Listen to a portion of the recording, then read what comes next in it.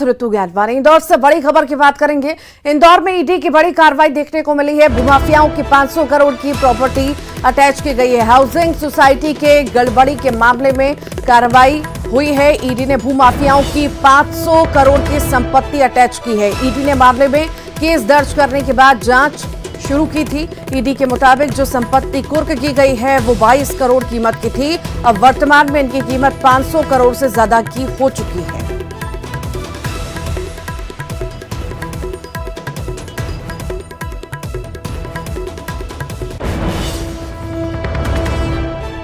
तो ईडी के मुताबिक जो संपत्ति कुर्क की गई है वो 22 करोड़ कीमत की थी और अब वर्तमान में इनकी कीमत 500 करोड़ से ज्यादा हो चुकी है। बता दें आपको, हाउसिंग सोसाइटी की गड़बड़ी के मामले में ये कार्रवाई की गई है। ईडी ने भूमाफियाओं की 500 करोड़ की संपत्ति अटैच की है। ईडी ने मामले में केस दर्ज करने के बाद जांच शुरू की थी। हाउसिंग सोसाइटी की गड़बड़ी मामले में ये कार्रवाई देखने को मिली है, बड़ी कार्रवाई देखने को मिली है। और ज्यादा जानकारी के लिए वासु हमारे साथ लाइव जुड़ गए हैं। वासु, भूमाफियाओं पर शिकंजा कसा गया है, ईडी ने बड़ी कार्रवाई की है, क्या ज्यादा जानकारी आपके पास? निश्चित तौर पर देखिए, पूरे मध्य प्रदेश में कहीं भी अगर कोई इस तरीके से अवैध कब्जा करता है, गलत तरीके से जमीन पर कब्जा करता है, आम लोगों को जिससे परेशानियां खड़ी होती हैं या किसी और का हक मारने का काम करता है, तो उसे किसी भी रूप में बर्दाश्त नहीं किया जाएगा, चाहे वो भूमाफिया हो या फिर गुंडे बदमाश हो।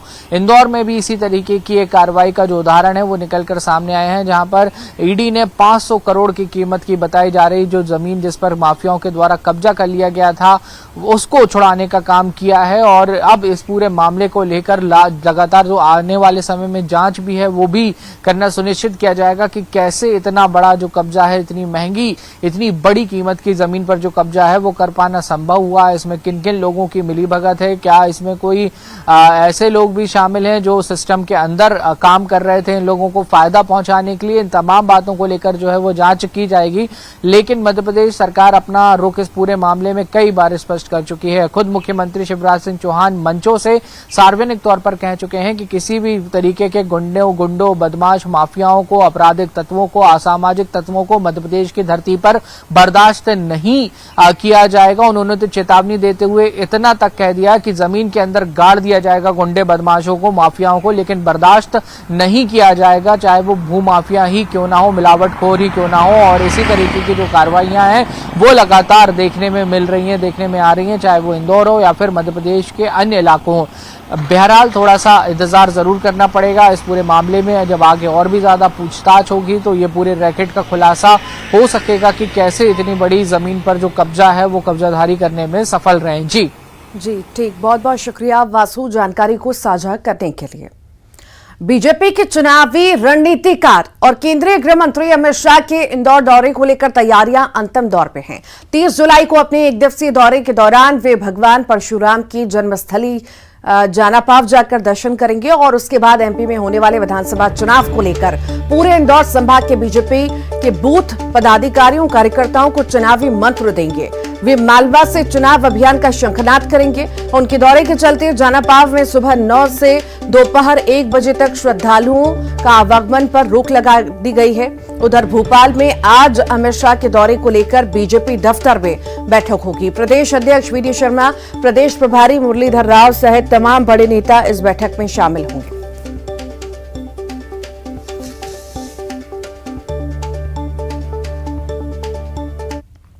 बहुत ज़्यादा स्वागत आगत कम पसंद करते हैं ज़रा, और इसलिए हम भी थोड़ा सा कंजूसी से स्वागत कर रहे हैं पर फिर भी उनका व्यक्तित्व ऐसा है कि लोग आएंगे और उनका स्वागत करेंगे। देखिए, भारतीय जनता पार्टी किस कदर डरी हुई है, किस कदर मध्य प्रदेश में बदलाव की बयार चल रही है, यह साबित करता है कि अमित शाह पूरी तरह से मध्य प्रदेश को अपना फोकस बनाए हुए हैं। लेकिन अमित शाह आए, प्रधानमंत्री मोदी आए, यहाँ पर कुछ फर्क पड़ने वाला नहीं है। यहाँ मोमेंटम बन चुका है, जनता बदलाव का मन बना चुकी है। यही अमित शाह जी, नरेंद्र मोदी जी कर्नाटक भी गए थे, हिमाचल भी गए थे, लेकिन जनता अब इनके छलावों में आने वाली नहीं है। हाँ, निश्चित ही वो अपनी पार्टी का प्रचार कर हरदा पहुंचे कांग्रेस के वरिष्ठ नेता और पूर्व मंत्री सज्जन सिंह वर्मा ने कार्यकर्ताओं के संवाद कार्यक्रम में हिस्सा लिया और इसी दौरान उन्होंने बिना नाम लिए लाडली बहना योजना की तारीफ कर दी। वहीं टिकट बंटवारे पर पूर्व मंत्री सज्जन सिंह वर्मा ने कहा कि प्रदेश में दिग्विजय सिंह और कमलनाथ के दौरे वाली 135 सीटों पर अगस्त महीने में कांग्रेस के उम्मीदवार घोषित होने की संभावना है। ये असल में पुरुष प्रधान देश है। महिला को दो एम दर्जे का माना जाता है। आप कितने भी भाषण दे लो कि महिलाओं में बड़ा वो है और महिला मुकाबला कर सकती है, पर अंत में जाके पुरुष प्रधान देश की गिनती में आता है। ऐसे समय महिलाओं को अपने पैर पे खड़ा करने के लिए यदि कुछ राशि हम उसके संबल के लिए, उसके स्वाभिमान के लिए देते हैं तो मैं समझता हूँ कि ठीक स्थिति। देखिए 66 वो सीटें जिन पे हमारे नेता आदरणीय दिग्विजय सिंह जी घूम के आ गए हैं, मंडलम सेक्टर की बैठक लेके 1 to 1 करके आ गए। उन 66 सीटों पे अगस्त के प्रथम पखवाड़े में सीटों पे मंथन हो गया। रिपोर्ट दे दी कमलनाथ जी को, उस पर काफ़ी मंथन हो गया। वो 66 सीटें अगस्त के प्रथम पखवाड़े में हम डिक्लेयर करने की स्थिति में। अगस्त के भोपाल से बड़ी खबर है, सरकार ने फिर किया बड़े पैमाने पर प्रशासनिक फेरबदल। राज्य प्रशासनिक सेवा के 51 अधिकारियों के तबादले हुए हैं। कई डिप्टी कलेक्टर, संयुक्त कलेक्टर बदले गए हैं। सामान्य प्रशासन विभाग ने ये आदेश भी जारी किए गए हैं।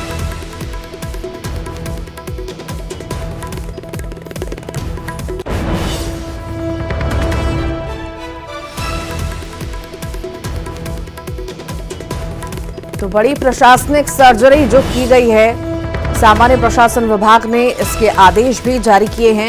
सरकार ने फिर किया है बड़े पैमाने पर प्रशासनिक फेरबदल। ज्यादा जानकारी के लिए वासु हमारे साथ जुड़ गए हैं। वासु, बड़े पैमाने पर हम देखें तो फेरबदल जो है, प्रशासनिक फेरबदल किया गया है, कसावट की गई है।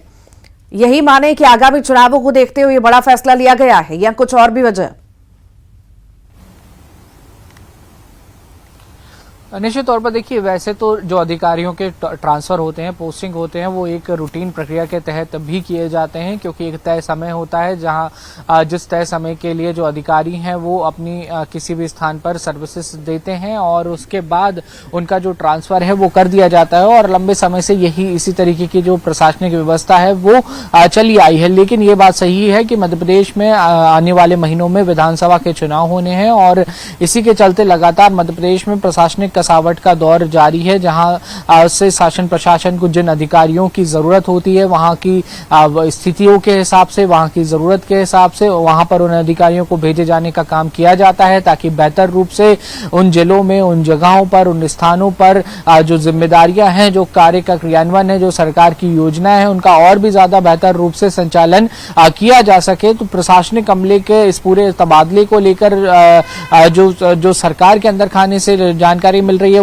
सरकार का तो यही कहना है कि एक रूटीन प्रक्रिया के तहत इस तरीके की जो कार्रवाइयां हैं वो की जाती हैं। लेकिन ये बात बिल्कुल सच है कि प्रशासनिक जमावट को लेकर, कसावट को लेकर लगातार सरकार का फोकस देखने को मिला है, क्योंकि इससे पहले भी हमने देखा है कि बड़े पैमाने पर अधिकारियों के जो तबादले हैं वो हुए हैं, चाहे फिर वो IAS IPS अफसर ही क्यों ना हो, या फिर पुलिस सेवा के जो अधिकारी हैं वो हो, या राज्य प्रशासनिक सेवा के जो अधिकारी हों, उनके तबादले जो हैं वो किए गए हैं। और ऐसे और भी जो अधिकारी जो लंबे समय से किसी एक स्थान पर, किसी एक जगह पर जमे हुए हैं, उनके भी तबादले जो हैं वो संभवतः आने वाले समय में देखने मिल सकते हैं। तो ये पूरा जो दौर है वो चुनावी साल में लगातार जारी है। जी ठीक, बहुत बहुत शुक्रिया वासु। भोपाल से बड़ी खबर की बात करते हैं। कलियासोत डैम के पास मिला है युवक का नरकंकाल। आसपास पड़े कपड़ों से पहचान के प्रयास लगातार जारी हैं। परिवार का दावा है कि 20 दिन पहले युवक लापता हुआ था। घटनास्थल के आसपास जंगली जानवर है, बाघ का मूवमेंट है। मौके पर स्टाफ के साथ पहुंचे थाना प्रभारी नितिन शर्मा। पुलिस ने अब जांच शुरू कर दी है। कंकाल 20 से ज्यादा दिन पुराना होने का अनुमान है। FSL की टीम बुलाई गई है। DNA के बाद खुलासा हो सकेगा।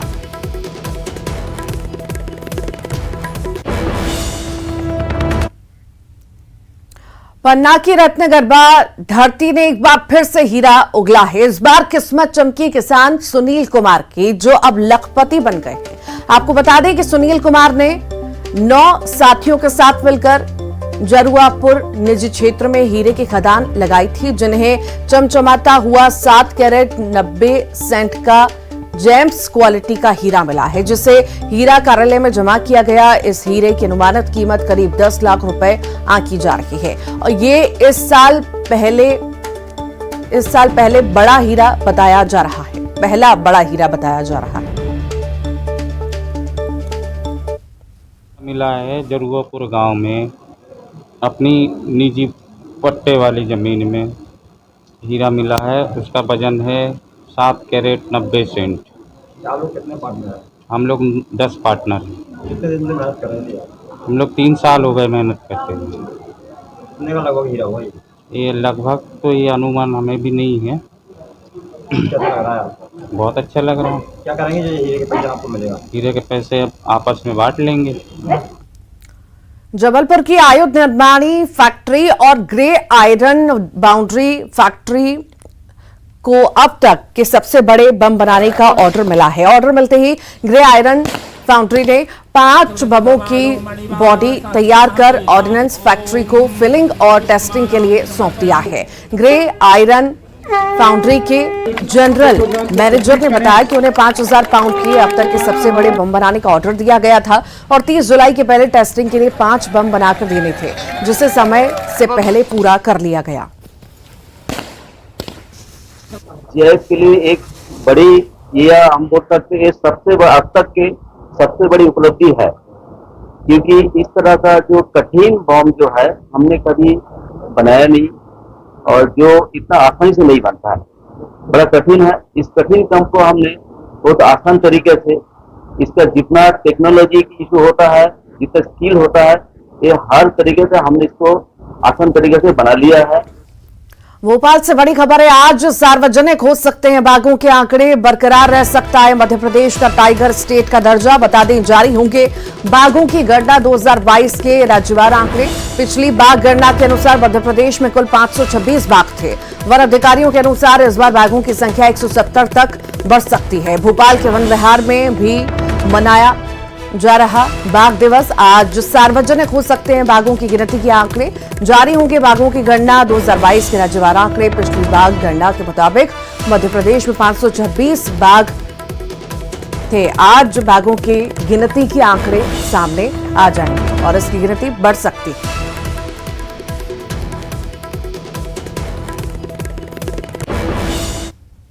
और मध्य प्रदेश में फिर से शुरू होगा झमाझम बारिश का दौर। प्रदेश में अति भारी बारिश का ऑरेंज अलर्ट जारी किया गया है। बैतूल, रायसेन और सागर जिलों में भारी से अति भारी बारिश का ऑरेंज अलर्ट है। बालाघाट, अलीराजपुर, देवास और नर्मदापुरम जिलों में भारी बारिश की चेतावनी दी गई है। धार, गुना, इंदौर, भिंड समेत 22 जिलों में भारी बारिश का येलो अलर्ट जारी किया गया है। प्रदेश के अन्य स्थानों पर हल्की रेनफॉल एक्टिविटी रहेगी। पश्चिमी मध्य प्रदेश में 1 से 2 डिग्री तक तापमान बढ़ सकता है। पूर्वी मध्य प्रदेश में रेनफॉल एक्टिविटी बढ़ेगी।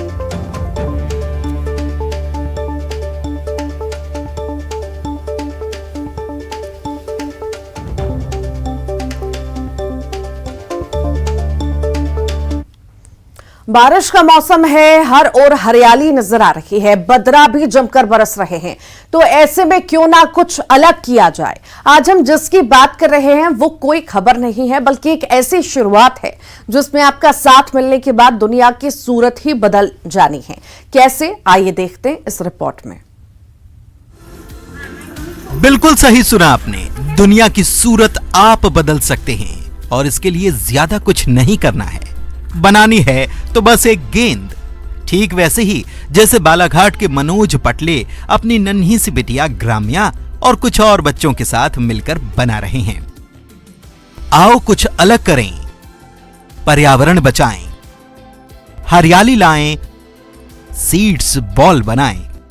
गोल गोल करता है, पहले उसके बाद एक ऐसा करता है, उसके बाद उसको ऐसा से फिर से बंद करके गोल गोल करता है। उसके बाद हम उसको फेंक देते हैं कहीं भी, बजरंग घाट, जगपुर घाट, सिवनी, और गार्डन। अच्छा, तो उससे क्या निकलता है? उससे पेड़ बनता है। कैसे बनाएं सीड्स बॉल? घर में आने वाले फलों के बीज फेंके ना। फलों के बीज छांव में सुखाएं, मिट्टी और जैविक खाद को मिलाएं, गेंद का रूप देकर उसमें बीज डालें, इस गेंद को छांव में सुखाएं, गेंद जंगल, गार्डन या खेत में गाड़ दें। यही कर रहे हैं मनोज पटले भी। बिटिया के साथ ग्राम्या बीज बैंक बनाया, आसपास के लोगों को समझाया, बीजों को इकट्ठा कराया और बना दी सीड्स बॉल। अब इसका फायदा भी सुन लीजिए। जंगलों में फलदार पेड़ों की कमी होते जा रही है। बंदरों को, जंगली सुअर को और दूसरे जानवरों को जंगल में वो फल नहीं मिल पाते हैं, इसलिए वो खेतों की तरफ आते हैं और खेतों की फसल, सब्जियां, फल ये सब बर्बाद करते हैं। तो हमने सोचा कि क्यों ना हम कुछ ऐसा काम करें कि ये जो जानवर है जो हमारे खेतों में आते हैं वो आना कम कर दें। तो उसके लिए सबसे ज़रूरी काम है कि हम जंगलों में जो फलदार पेड़ हैं वो उगाएं। मैंने इस पहल में अपनी बेटी को और मेरे जो मोहल्ले के जो और दूसरे बच्चे हैं उनको भी शामिल किया, क्योंकि हमें उसी पीढ़ी के लिए पेड़ उगाने हैं। सीड्स बॉल हम जैसे काली मिट्टी को लेकर और सड़े हुए गोबर खाद रहती है उसको मिक्स कर लेते हैं, उसका मटेरियल बना लेते हैं और फिर जो हमने जो मटेरियल बनाया उसकी ऐसी बॉल बनाते हैं और उसमें होल का करके उसके अंदर जो सीड्स है हम वो डाल देते हैं और सीड्स को ऐसा पैक करके उसको रख देते हैं। अच्छा। सुखाने के लिए छांव में। वैसे इस साल पिता पुत्री के बैंक में हजारों की संख्या में बीज इकट्ठा हुए हैं जिनकी बॉल बनाई जा रही है। अब सोचिए, नेक पहल से कल कितना बेहतर हो जाएगा। तो उम्मीद है अब आप भी कोई फल घर लाएंगे तो गुठली या बीज फेंकेंगे नहीं, बल्कि उसे सुखाएंगे, सीड्स बॉल बनाएंगे और फिर से हमारे पर्यावरण को हरा भरा सुंदर बनाएंगे। श्रीनिवास चौधरी, न्यूज़ 18, बालाघाट। और आइए अब देखेंगे 25 सेकंड में खबर। सीएम शिवराज का बयान, बहन बेटियों की सुरक्षा हमारा संकल्प। पुलिस में 30% महिलाओं की भर्ती का हमने बनाया नियम। जब तक मां बहन बेटियों को बराबरी पर लाकर खड़ा न कर दें, चैन की सांस नहीं लेंगे। मेहर में रेप की घटना पर सीएम शिवराज का ट्वीट। मेहर में बेटी के साथ रेप की जानकारी से व्यथित पुलिस ने अपराधियों को कर लिया है गिरफ्तार। बेटी के समुचित